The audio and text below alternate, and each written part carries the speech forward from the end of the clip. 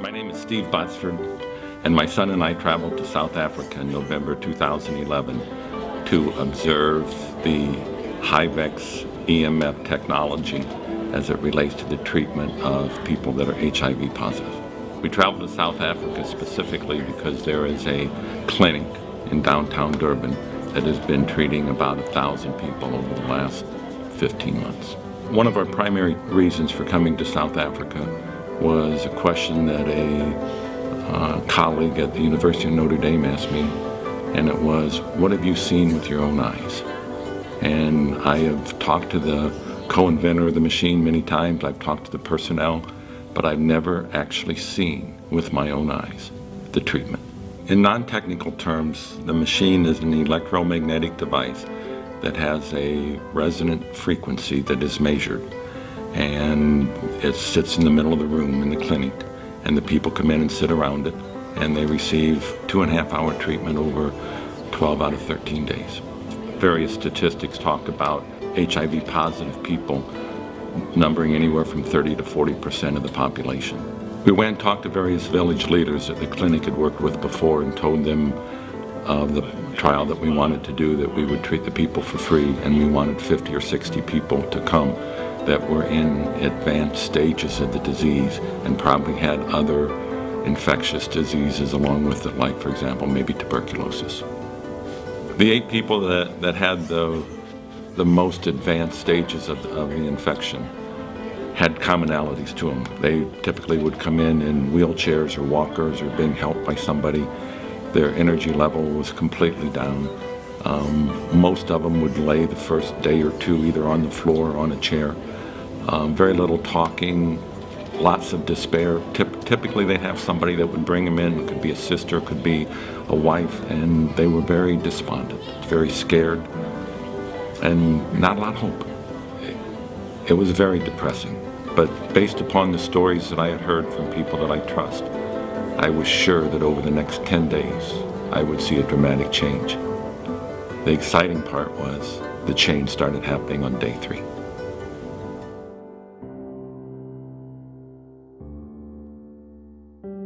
Seth Kelly is a 17-year-old young man that is in high school, came in with his mom, who was also tested positive for HIV, but it had swollen his feet and swollen his hands so that he couldn't walk. His mother carried him in on her back, had to sit him down in a chair or a wheelchair depending upon what we had, and they sat there for treatment.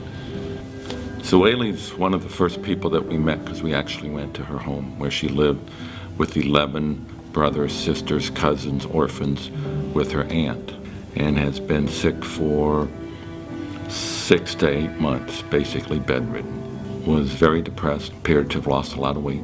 She probably had tuberculosis. Mr. Nguse showed up in the clinic on day 1 with his wife.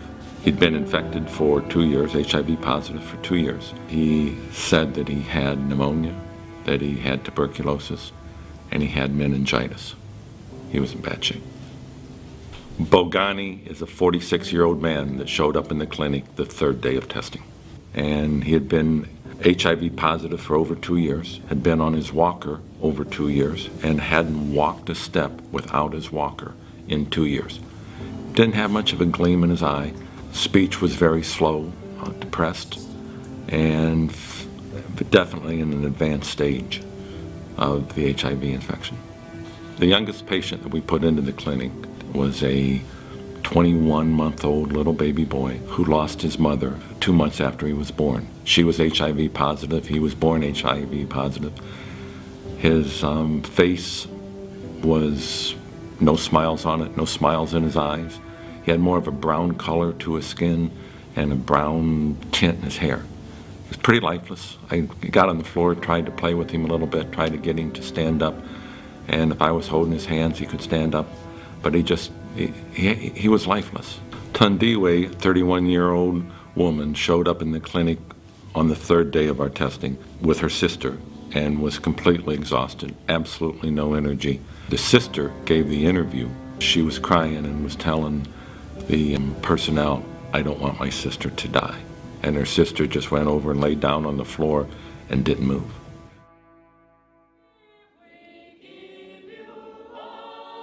Somewhere around day 5, day 6, you could feel the enthusiasm of the people. Everybody had a little more bounce in their step. Everybody was excited, and we'd play with the kids. There was a sense of relief. There was a sense of excitement. There was a sense of maybe we can get our life back that what we once had. And the only thing that had really changed was that they sat in the HIVEX treatment for 2.5 hours for 6 or 7 days. Sakele was very excited on day 4. I looked at his feet. I said, "Why do you have on a pair of socks?" He says, "My feet don't hurt as much anymore." I said, "You think you can walk into the interview room?" And he goes, "Yeah." And he did. Yes. But how long has it been since you've been able to take steps like that? About a month. Maybe a month? Yes. We talked, feeling better, but the walking was the single most important thing for him. Sueli was more talkative on day 4, but she kept getting a little smile on her face and in her eyes. She was feeling better.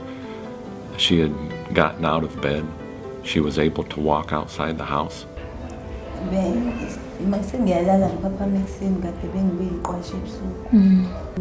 Ngekuvukala angisavukala njengasekuqaleni.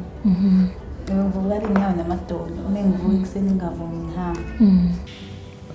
But still very shy. But a 30-year-old girl that hasn't finished high school, lost her mom, lives in a house where she lives. I didn't really expect a whole lot yet. Mr. Angusa, on the day of the second interview, came up to me, and then I noticed that he'd walked up, and with just a nice gait. What he wanted to say was thank you.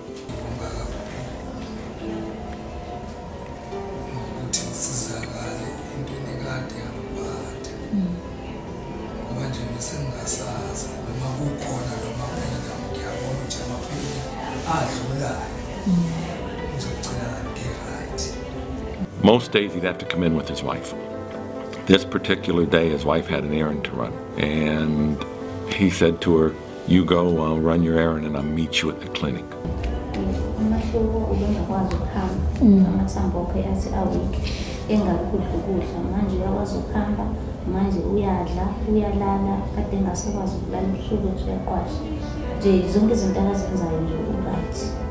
was real proud of himself.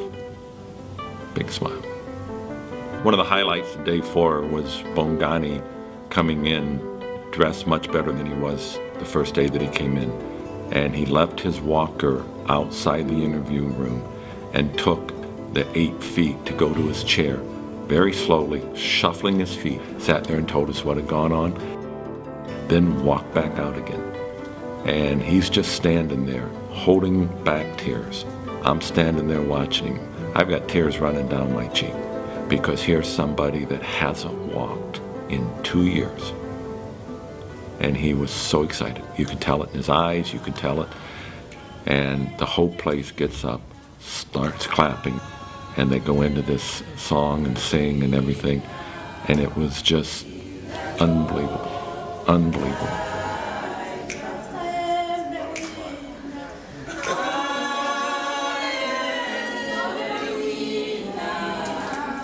Tandiwe, on the 4th day, was starting to show some improvement. She walked into the clinic.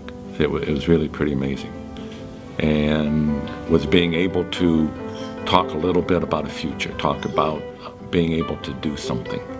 And I asked her sister, "What do you think now?" She says, "I don't think my sister's going to die now." It's pretty powerful.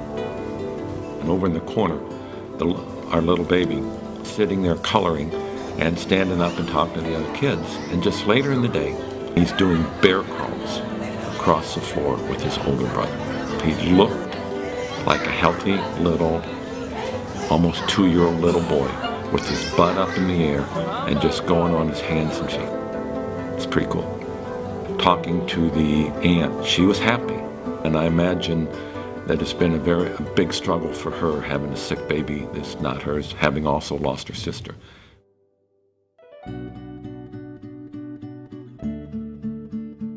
The final interview was the Kalen. He was sitting up and he was listening to his music and texting on his phone. And he just got a smile on his face because he knew he could do it. He'd just been crunched over so long. He had a pair of sandals on that day.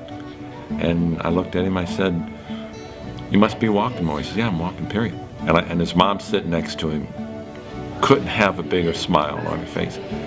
And I look at her and I says, "Is it good to get him off your back?" She doesn't speak much English. She understood what I said. Final interview with Zweli, we got into that she was feeling better, that she was keeping some food down, that she was excited. I've got your card here, and this shows that you've been here 11 times. How you feeling? Lokhu nangidandikhaya ngokuza kwami la ngisizakalile ngoba sengiyakwazi ukuhamba inyawo bezibahlungu namadolo kodwa sekubuhile sengiyakwazi nokuyiwashela nokuyigeza kade ngakwazi ukuyigeza. And then I said, "Well, do you have any dreams?" Iphupho lami bekukufunda njengabantu bonke ngikwazi nami ukuyimela ngingathembeli umuntu. 14 days earlier, she wasn't thinking about school. She wasn't thinking about anything. And I think I said as she was leaving, "Are you glad I came into your house and asked you to come?" And she just said, "Yeah."